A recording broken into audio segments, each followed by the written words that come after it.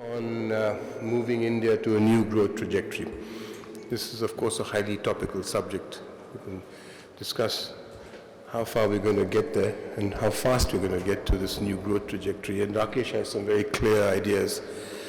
I'm going to request him to speak for about 30 minutes or so, and then we will have a discussion between him and Ajit Ranade and T.S. Nainan. TN. Why did I say TN? It's my eyes. I've got to put my glasses on. But both of them, of course, also need no introduction. But Ajit is the group executive president and chief economist with the Aditya Group, Birla Group, and Nainan is the chairman of Business Standard. So, look, Rakesh, can I just leave it up to you to now enthrall our audience with your findings, and then I'll try and moderate this discussion. I can inflict myself on the audience, but whether I enthrall them or not, I don't know. First of all, Vikram, Shamika, thank you very much for inviting me to do this. And also, before I start, I want to thank Nilanjana Gupta, who's standing there, who's helped me greatly in producing this. Although I have been working on the paper since around January, but I'm slow, and increasingly slow now, I find. And also the whole Brookings team for the production of the paper, actually. And it takes much more effort than is apparent to the eye. So the context of doing this paper and doing this presentation is to bring back the focus on economic growth. And among other things, one motivation can be that India's GDP per capita is still very low. That is less than $2,000 per capita. We often act as if it's much higher. And it's partly because if you multiply 2,000 by 1.3 billion people, the GDP comes to 2.6 trillion or thereabouts. So we think we are big guys. We're not. In comparison, China, and I'm talking on normal exchange rates, not PPP. China is $9,000 per capita already. Their GDP is around 12 trillion already. So even if we grow at something like 8% a year, per capita 7% a year, per capita 20 years from now, in today's dollars, will still be lower than China today. Okay? Incidentally, Thailand is also $6,000. That is 3 times our current per capita income. So even if you grow at 7% a year per capita income, 10 years from now, we'll be less than Thailand is today. I just want to put this in perspective. Maybe we can be happy at $2,000, who knows? But nonetheless, the point is also that if we really want to, if you really want to, it's reserved for you. So if we also really want to eliminate poverty, at least hopefully within my lifetime, and also have some minimum level of well-being for everyone, this is the kind of growth rate you need. Can this be done? We can remind ourselves, one, that East Asia's GDP, many East Asian countries' GDP increased a factor of 10 over something like 30 years because of focused policies on growth. And it's only those countries that have done this that actually in the business of escaping the middle income trap, which many of the Latin American countries are not able to do. So it's feasible. Probable, I'm not sure.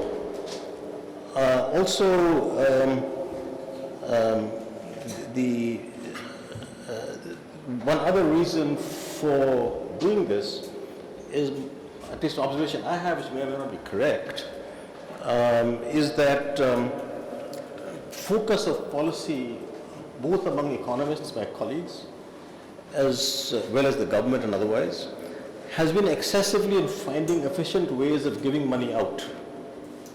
Things, what I may say, silly ideas like universal basic income. Many of my colleagues will curse me for saying that. But if you have that money, that kind of money, you would be much better advised to invest it in education, in health, in infrastructure, etc.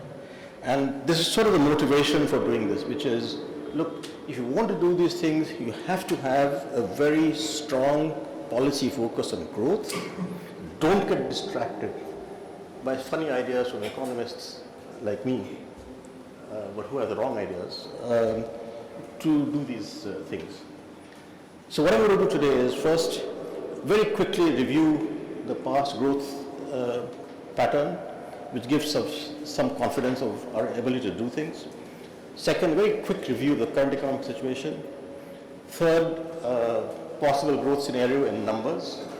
That's not a forecast, but giving a sense that if you want to grow at this kind of rate that I've mentioned, then what are the implications of that in terms of numbers? Fourth, then what policy measures? And finally, verdict, which is it possible? Yes. Will it be difficult? Yes. Okay. So we just start with a quick review of the history.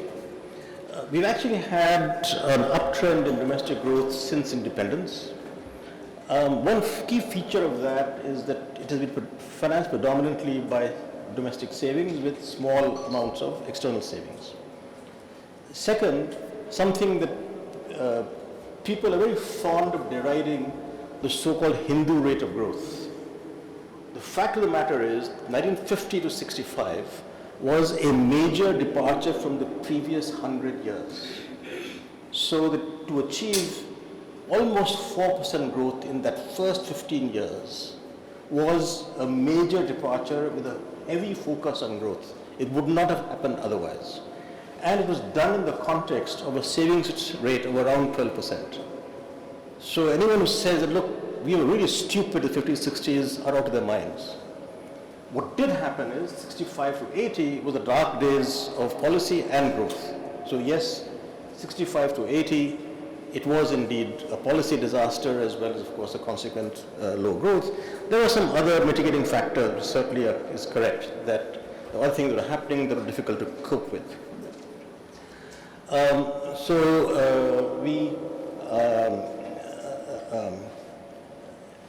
We had robust industrial growth in the 1950s, slowed down mid-60s, and then started recovering in the 80s.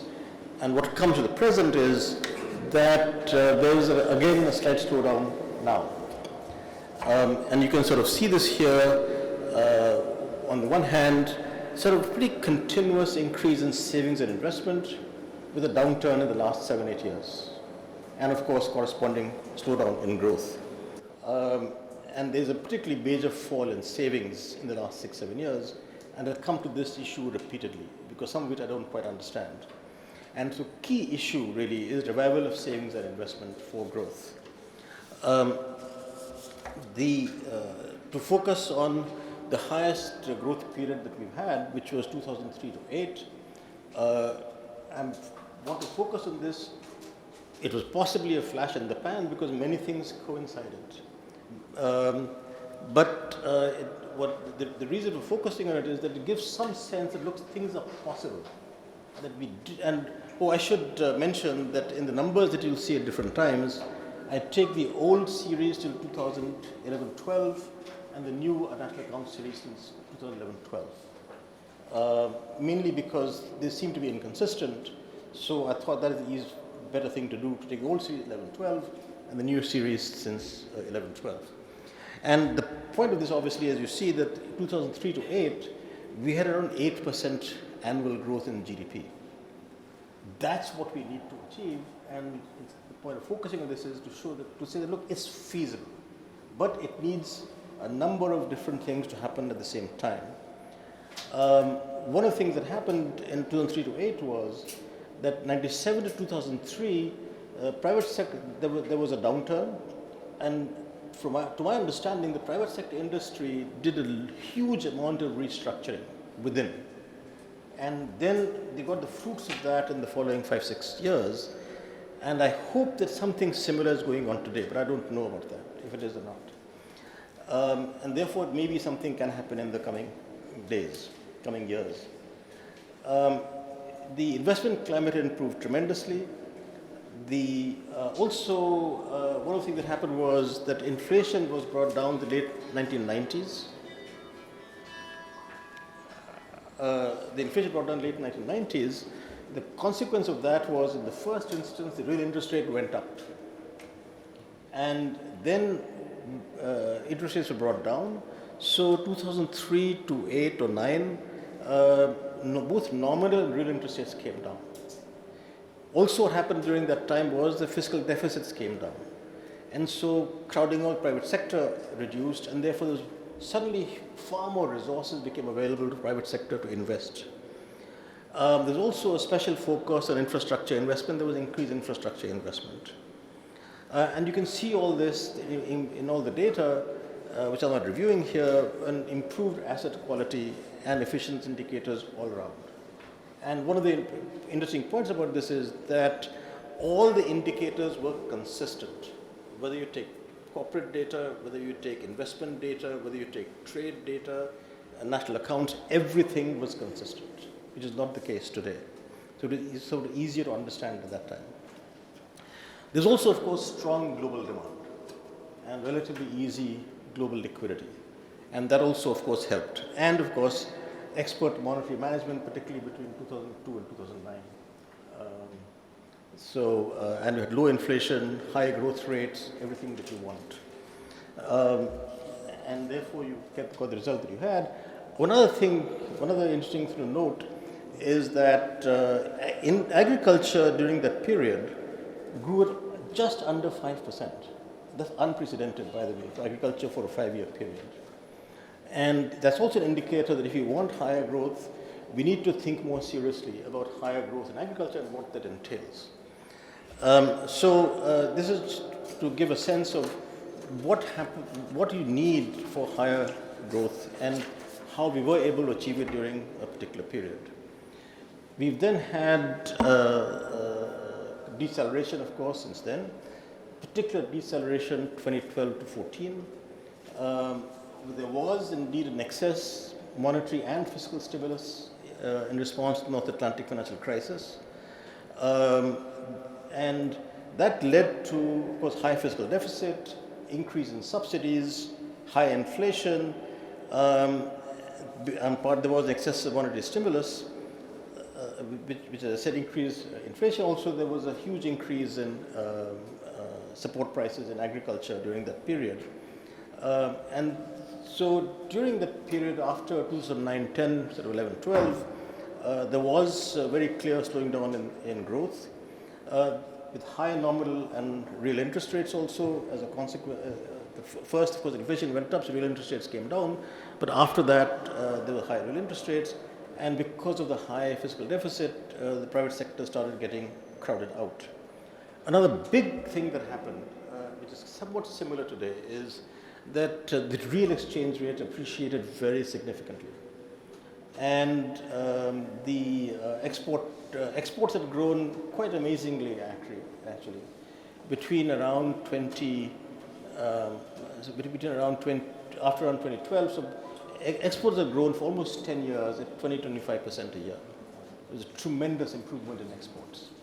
And that, of course, then slowed down after that, which is the case today as well. So there's actually been zero growth in manufactured goods exports for the last 6 years. Another issue that took place was that partly because of shortage of financial government resources, in the quest to push infrastructure investment, in retrospect, there was perhaps an excessive emphasis on PPPs, and with many associated problems. And one consequence of that, of course, is that you had huge NPAs that have resulted after that, plus some other things. All of this combined, of course, in 2013 to the taper tantrum, then corrections start taking place again. But nonetheless, over 6 years, there's been a relative slowdown compared to the previous period. And in particular, which I'll come back to again, that one of the things that did happen was because of high inflation, negative real interest rates for some time, there was a diversion of household savings to gold. And one thing I don't understand, as I sort of keep coming back to that, is household financial savings are yet to recover from that period, and don't fully understand. I understood the gold period, I don't understand why they're not still, why they have not come back. Let me now quickly go back to the future. Not go back to it, but go to the future. The projections that I have used have been taken from the National Transport Development Policy Committee report, the India Transport Report, a committee that I had chaired from 2012 to 14, where one of the things we had done was done a consistent macro framework for possible high growth. And I've used this because I have nothing better to use, even though obviously the data is somewhat dated and the situation was somewhat different at that time. But the main objective of giving these projections is that they were done in a macro consistent framework. They essentially help to get implications of what would be involved if you want to get 8-9% growth in the future. And then it helps in then deriving what policies we need to have. One, the scenario envisions higher savings and investment levels, as you might expect, to be consistent 8-9%. And what that means is that savings really need to go up from the current around 30% or thereabouts or less to something over 33-35%, something of that order. It's not an easy thing to do. There's gross overall savings. And same thing, you add another 2-2.5% of current account deficit and external capital inflows, you need to go back up 37 to 40% investment rates. And again, that's not easy to do. And that's the implication. If you want 8-9% growth, that's what you've got to do, otherwise you can't get it. Similarly, this is assuming the incremental capital output ratio to be around 4.2, which, by the way, is the historical incremental capital output ratio for India, which also interestingly is among the better incremental capital output ratios in the world. Therefore, and stable. It has come down in the last 6-7 years. And therefore, contrary to popular impression, we've actually been a pretty efficient economy most of the time. And therefore, again, one should have a reasonable degree of optimism that it's feasible to do it again. What are the key features of this high growth scenario? One, I mentioned this already, that you need to have agricultural growth of more than 4% plus. And I'll come back to the policy issues. You cannot get 8 to 9% GDP growth without manufacturing being 8 to 10, nearer 10. Simple arithmetic that if agriculture can't be much more than 4.5, if that, then both industry and services have to be higher, much higher. Therefore, manufacturing 8 to 10%, services around 9 or thereabouts will give you 8.5 to 9 on a consistent basis. By the way, we've never had manufacturing growth of 8% plus on a sustained basis over something like what I'm saying with 20 years. We've never had it. So this is something unprecedented if you want to have it. And it's not a question of manufacturing versus services. You cannot have 8 to 9% overall growth without both growing at 8 to 10, something of that order. Export growth has been 0 for the last 6 years. As I mentioned before, it has actually gone up to almost 20-25% a year for many years. And so we have to have a major departure on this to emphasize export growth. And of course, along with that goes import growth. Infrastructure investment.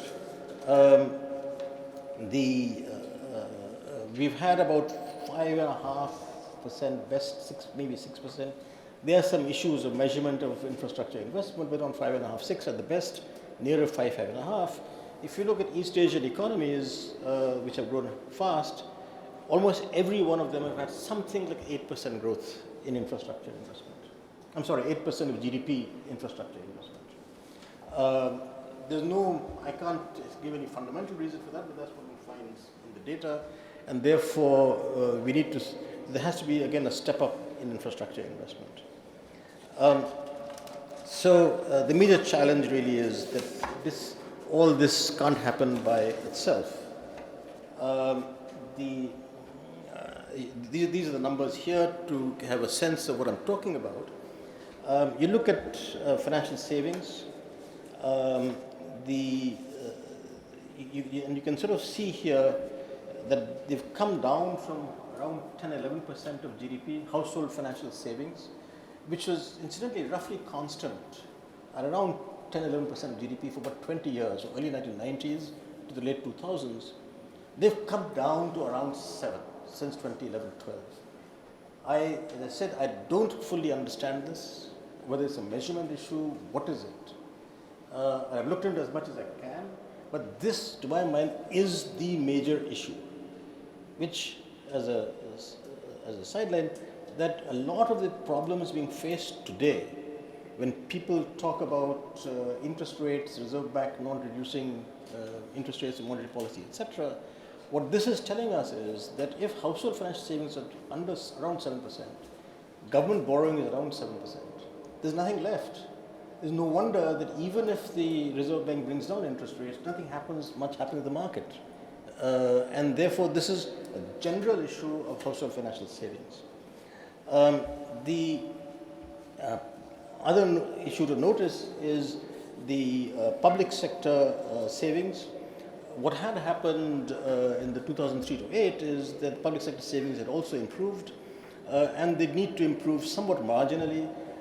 Both the core government, which is called public authorities here, and also the public sector enterprises, which incidentally had been around 4% of GDP for public sector enterprises before 2010. That has come down to about 2.5%, which used to be the case in the 80s, by the way. So again, I'm not quite sure what has happened to public sector enterprises savings, but that's an issue as well. So overall, basically, you need to increase savings and investment. These are the implications of if you want to have 8% growth plus 8.5-9% growth. These are the implications of that. So just to repeat, we have to bring back household financial savings to double digits. Private corporate sector savings have to go up to 12 to 15%, enhance government savings to positive levels, and including public enterprise savings. One interesting point on external savings that I think most our experience suggests that we can't sustain a current account deficit of much more than 2-2.5% of GDP. In other words, our ability to absorb foreign capital is not much more than 2-2.5% of GDP. What is not realized enough is that even if you do that, the external liabilities keep going up, obviously, that you're taking external savings, debt or equity of 2-2.5% of GDP a year, which obviously increases your external liabilities, and therefore you need to keep adding to foreign exchange reserves. And so some calculations we did suggested that you need to add around 2% of GDP to foreign exchange reserves every year. And what that means is you need to get external flows of around 4-4.5% GDP, and that's not easy. And therefore that's a challenge as well. Just to give some particular idea on infrastructure, I've already given the numbers, and you can see here that the kind of increase that is needed. I won't repeat the numbers because you can see them, but it does involve a significant increase in infrastructure investment. In particular, this is something, of course, I've been working on for 20 years now, that is the railways, with little effect. That one interesting thing is that until the 1990s, total infrastructure investment in the roads and railways was around the same, around 0.4% of GDP. In roads, it went up to around 1% of GDP. Because of the Prime Minister Gram Sadak Yojana, the National Highway Development Program, etc., that is same thing needs to be done in the railways. It has not happened, and there's not much indication of that happening.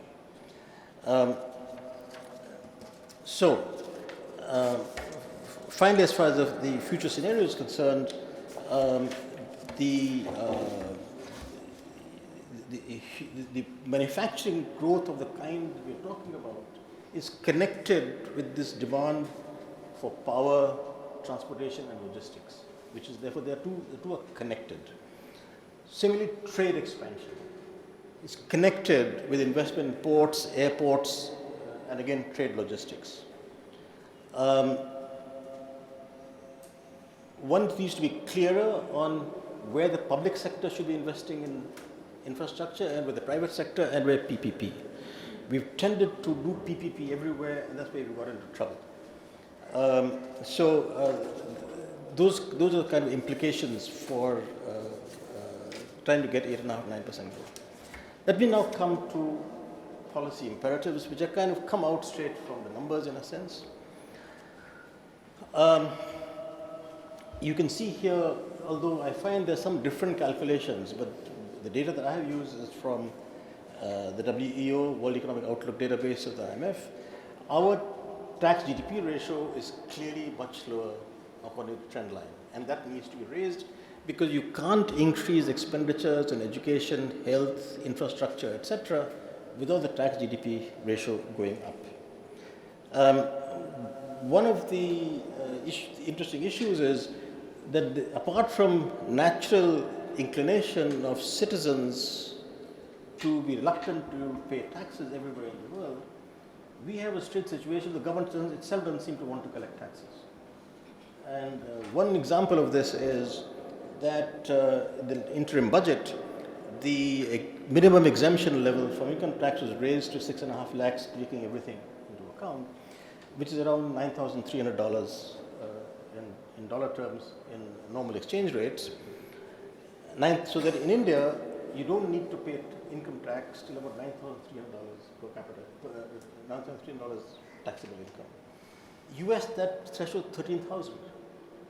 Their per capita income is 25 times ours. So we don't seem to want to collect taxes. That's just giving one indication of the reluctance to collect taxes. So it's very clear that you cannot grow at these rates unless you raise the tax GDP ratio so you have money to invest in public services. I'm not talking about government doing anything else. Household financial savings, again, I'll repeat because it's a key issue. You can see what has happened from the charts here, both gross and net. Then talking about government investment, we must avoid subsidies. One improvement that had taken place in 2003 to 8 is actually subsidies that come down. And then they ballooned in UPA 2, 2009 to 14, and they've come down a little bit since then, but again there's the populist pressures of UBI, etc. So there are newer and newer ideas of throwing money out. Again, you cannot grow unless you have that much money to give out. You need to use that money to invest. One of the interesting issues also, that demonetization is supposed to have improved income tax collection. The latest data from the Finance Ministry of actual collections in 2018-19 show that personal income tax collection as a proportion of GDP was lower than the previous year, that is 2017-18. So it is, according to their own data, is factually incorrect to say that personal income tax collection has gone up in the last couple of years. It went up a little bit at 2017-18, and 2018-19, according to latest data from Ministry of Finance, is lower than 2017-18.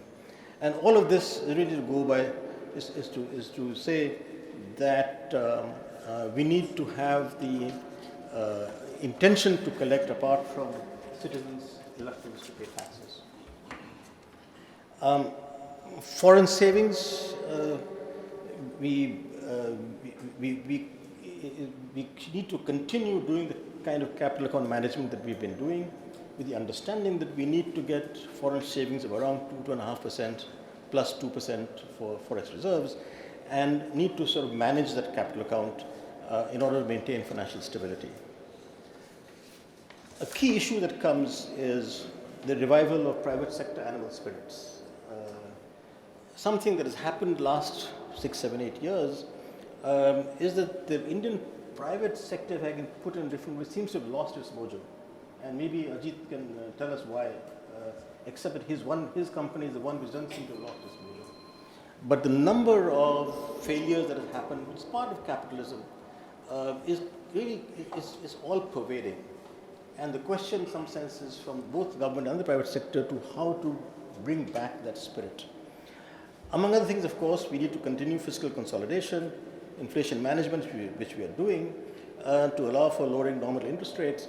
And again, the issue there is that it's only if you reduce government borrowing to lower levels and you have more financial savings, can real interest rates come down.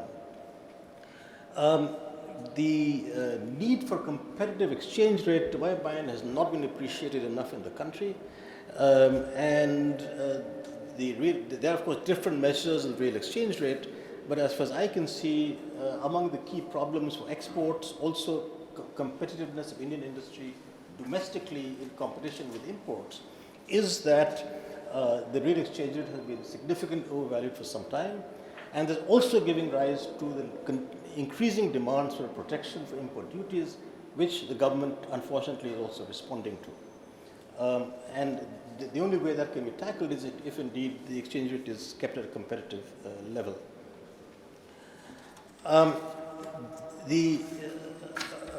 We have somehow never been particularly interested in promoting export-oriented labor-using manufacturing.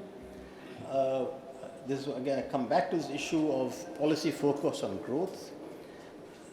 We really have to have bold labor market reforms for labor-using manufacturing to take place. It is absolutely essential. There are only about 14 million labor employed in organized manufacturing. So it seems to me that it is possible to do labor reform while also doing some measures for social protection, that the people who are affected in some sense have some social protection. They have confidence in the fact that what you're doing is good. Because if you do this, given the fact that China has over 100 million people employed in what would we call organized manufacturing, we have only 14 million. So it should be the case that if you have the correct policies, we can ignite competitive manufacturing in such a way that the increase in employment is much greater than what you lose. And to give some idea on this, why is this possible? Have you missed the bus on manufacturing?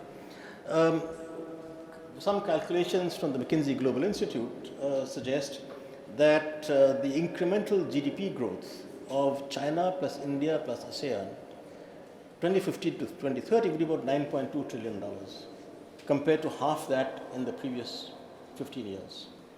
Second, that the global growth in imports will be something of the order of $5 trillion in this same 15 years, compared to around 3 or so in the previous 15 years. So there is no shortage of demand for manufactured goods in the next 15 years in the world. It is just wrong to say that manufacturing growth has no future, because demand will be there, and it will mostly be from Asia. It will not be from the West in terms of incremental demand. But there is absolutely no shortage. We need to make Indian cities fit for welcoming manufacturing jobs, which they're not. Also, a lot of this thing goes with health and education, which I won't mention otherwise, but please keep that in mind all the time. Among the characteristics of the 2000s, 90s and 2000s was a huge amount of government-industry partnership, I should say without crony capitalism. And that is needed, and also some of the successful countries that have done export-oriented manufacturing, there have been government agencies like JETRO in Japan, KOTRA in Korea, Singapore has similar agencies. But all these places have had government export promoting agencies which help the private sector in dealing with the rest of the world, which we need. And finally, we have had very little interest in technology investment and R&D in the private sector or the public sector for that matter. And the question, I don't know how to solve this, but the only countries that have succeeded in going beyond the middle income trap are those which have invested in technology and R&D. And therefore, we need to gear ourselves up to that situation. And all of this put together would help in promoting manufacturing. Coming to agriculture very briefly, a key issue is that our self-image of agriculture is still rice and wheat. Rice and wheat. Fact of the matter is that the income elasticity demand for cereals is low. Agriculture cannot grow much more than 2% or so if you just rely on rice and wheat. There will be increasing demand forever, next 30, 40 years, given the changing diet of the people to non-cereals, fruits, vegetables, fish, meat, everything else. And therefore, this self-image has to change. The agriculture ministry has to, the policy focus has to shift to non-cereals. Not ignoring cereals, of course. And along with that goes many things to do with the supply chain, large format retail supermarkets, much more in one private sector than in cereals, and so on. And of course, R&D. Once again, R&D. We got the green revolution because of agriculture R&D. There was a huge focus on R&D in the 60s and 70s, which bore fruit. That has gone, and that again has to be brought back. And it has also been shown, I think Ashok Gulati has shown this again and again and again, on how competitive Indian agriculture can be and is. Therefore, there can be much more in terms of exports as well. Just in terms of tonnage, the tonnage of horticulture actually is today higher than food grains. I'm not quite sure with value added, but tonnage certainly is higher than food grains. This is just to give an indicator of how our self-image of agriculture is wrong. And that if we want agriculture to grow much faster, we have to change our self-image. I've written more than one report on infrastructure and transport, so I'll restrain myself from spending too much time. But just to say two things. One, that transport investment, infrastructure investment overall, but transport investment in particular, needs much more of a system-based strategy.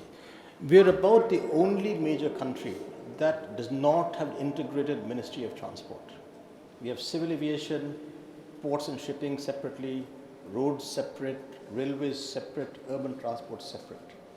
And there's no way that you can cope with the changes in technology, relative prices, etc., unless you have a much more integrated view.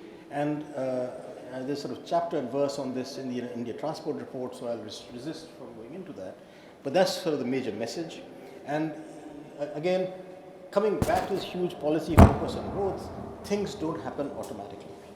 And second, to revisit the issue of private sector and PPP and infrastructure, we need to be analytically clearer on what constitutes public goods and services where the public sector must invest, what constitutes private goods and services like telecom, for example, ports, airports, where the private sector should invest and does, and things in between.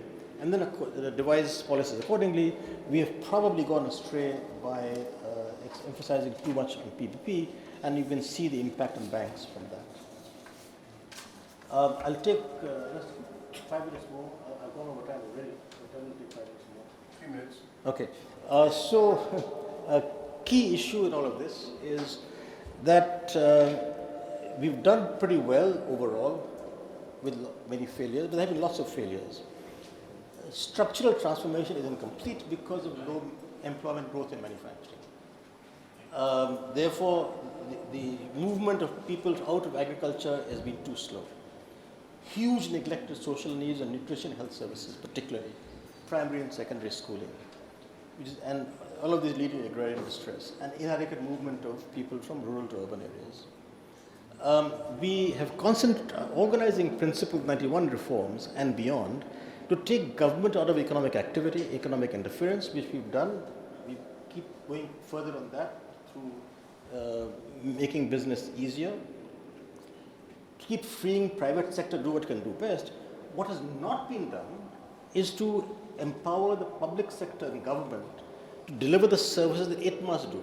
And my perception is the private sector is now being constrained by the lack of government to function in what it should do, whether it is judicial services and other services.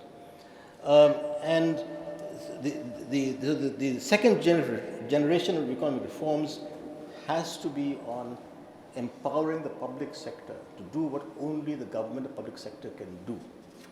What this involves is restoration of some confidence in the government ability to do things. It has completely lost confidence, maybe for justifiable reasons.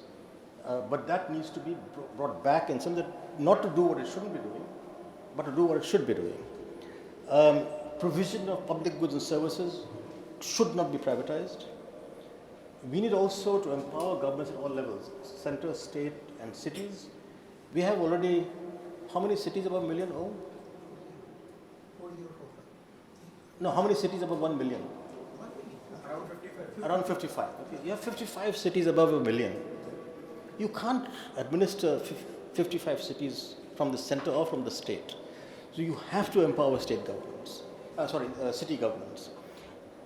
In brief, you need to improve management and technical expertise at all levels, whether they are public authorities, whether they're local governments, whether they're port authorities, whether they're airport authorities, what have you. For them to be able to function, so the private sector can function much more.